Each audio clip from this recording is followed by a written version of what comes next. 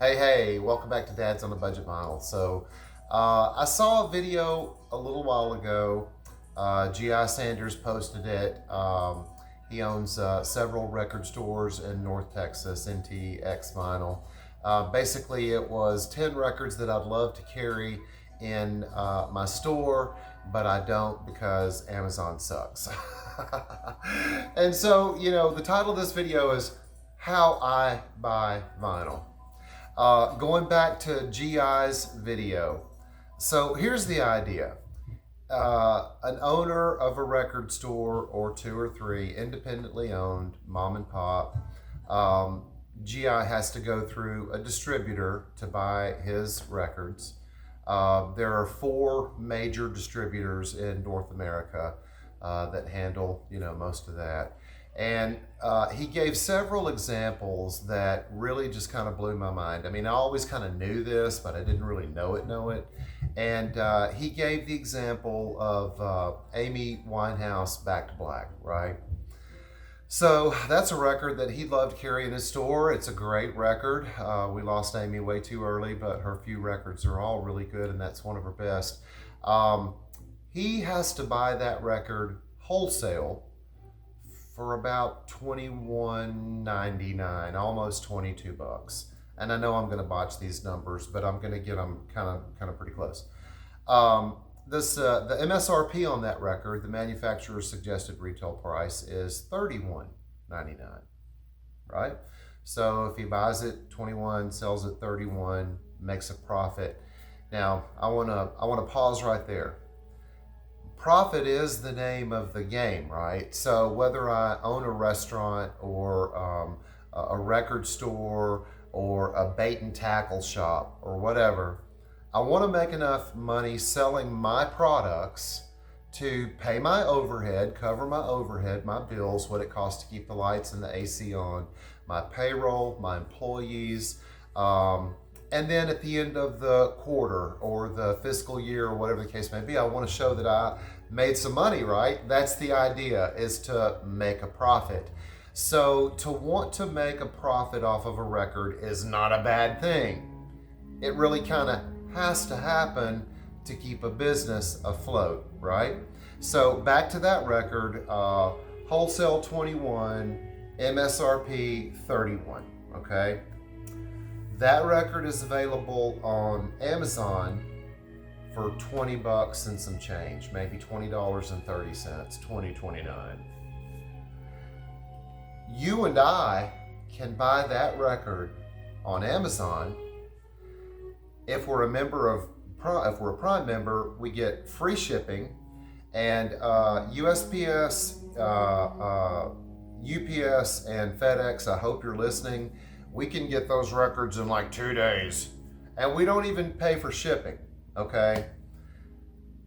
Another example that was given was Prince's Purple Rain. He can buy that record for, I think, right at $19. The MSRP is like $28.99.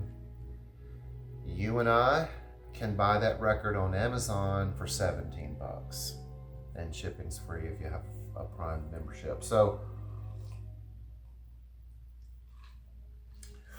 if I own a small record store and I want to make a little bit of money, how do I compete with that? Well, you don't. You have to specialize, and we'll talk maybe a little bit more about that. But the purpose of this video is, how do I buy my music? And the collective we, the vinyl community, how do we buy our music? The name of my channel is Dad's on a Budget Vinyl. I'm a dad, husband, we're a single income household. We've got kids and they eat. They both have hollow legs. 5 boys, but only 2 of them are still here with us. But boy, let me tell you what. So I can't just,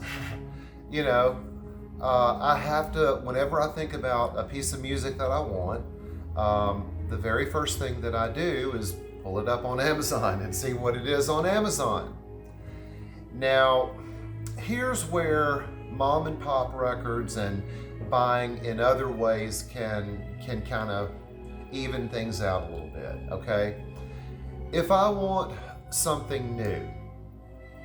Say, for instance, now it's not really new anymore. I guess this is going on a year old now, but this is the Smile record. Tom York, you guys know the record, but I bring it out because it's new, newish. I bought it on Amazon. I ordered it before it even came out.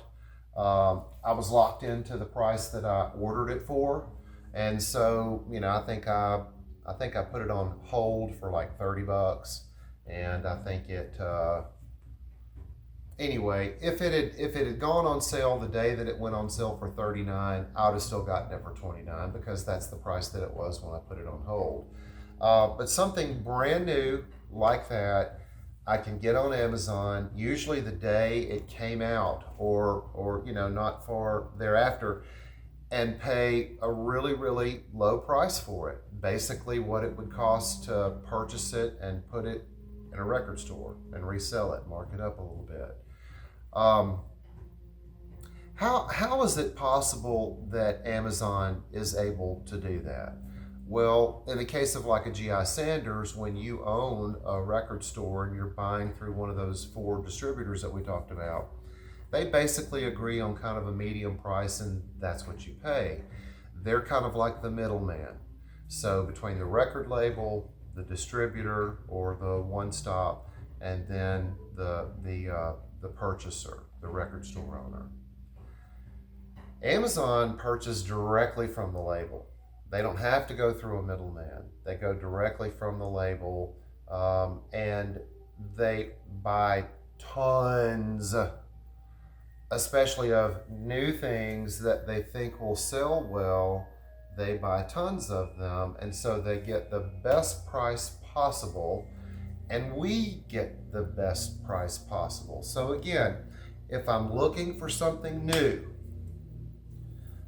Bob Dylan Fragments, the Time Out of Mind box set. It's gorgeous, and I'm somewhat of a Dylan completist. I had to have it. I put this on hold. I pre-purchased it for I think $83. The day that it came out, it was like 90 something. Here's the weird thing. This is now down to $72 on Amazon, brand new. So sometimes things go the other way. But these are the types of things that I buy from Amazon. They're new. I'm going to get the best price that I can, and I'm going to get them because I'm impatient. We want the world. We want it now. I can get them within a couple of days. If I'm looking for something like this, something that's a little off the beaten path, this is Dan Hicks and his Hot Licks, okay? Amazon a few years back started doing private seller as well. So if I wanted to sell this record on Amazon, I can do that, and you can buy it from me through Amazon, and I can charge whatever I want to for it. But you're also going to pay shipping and handling. So I might be able to find this record for $10-12 on Amazon, sold by a private seller.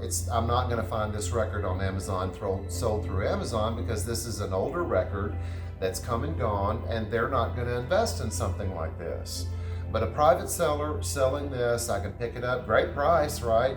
But then add the shipping and handling. Before you know it, I'm up to about $20. I could go to a mom and pop, and I can have the fun and the joy of digging for different records, and I might come across something like this for $7 to $10. So that's another thing, is that when I'm looking for something specific, Amazon's great. I can go to their search engine, I can type it in, and go from there. I can't type in something like British psychedelia or American R&B or whatever. I have to look for something specific.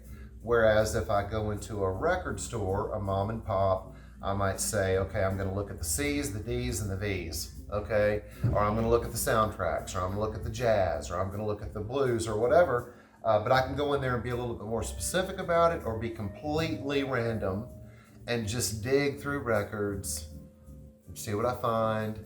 I usually walk away with like 4 or 5 or 6 or 7 records that I hadn't thought about at all, but there they are, and boom, now they're in my collection. So I guess what it boils down to is, if you care about because we want to keep our mom and pops open. We want to keep our record stores open. We want to have a place to go and chill and dig through records.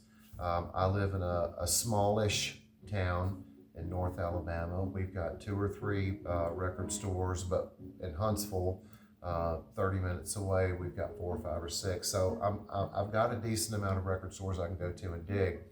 We want to keep those open because we want to be able to go through those and dig. So they have to sell some records. So visit them and show them some love when it comes to specialized type stuff. Amazon, you see a record that you want. I mean, the other day, when GI said that Purple Rain was on Amazon for $17, I thought, gosh, man, I need to pick that up. Sorry, $17. It's a beautiful record. It's an essential record. Everyone loves it. $17. So, all I can say is there's no shame in that game. I don't feel any way. I'm a dad. I'm on a budget. I love the music. I'm probably going to go with the best deal that I can get for what it is that I'm looking for. But at the end of the day, I try to share the love so that I can get those good deals, but we can keep our mom and pops open as well. All right, that's it. Thanks a lot for hanging out. Can't wait to talk to you again. We'll see you soon. Bye-bye.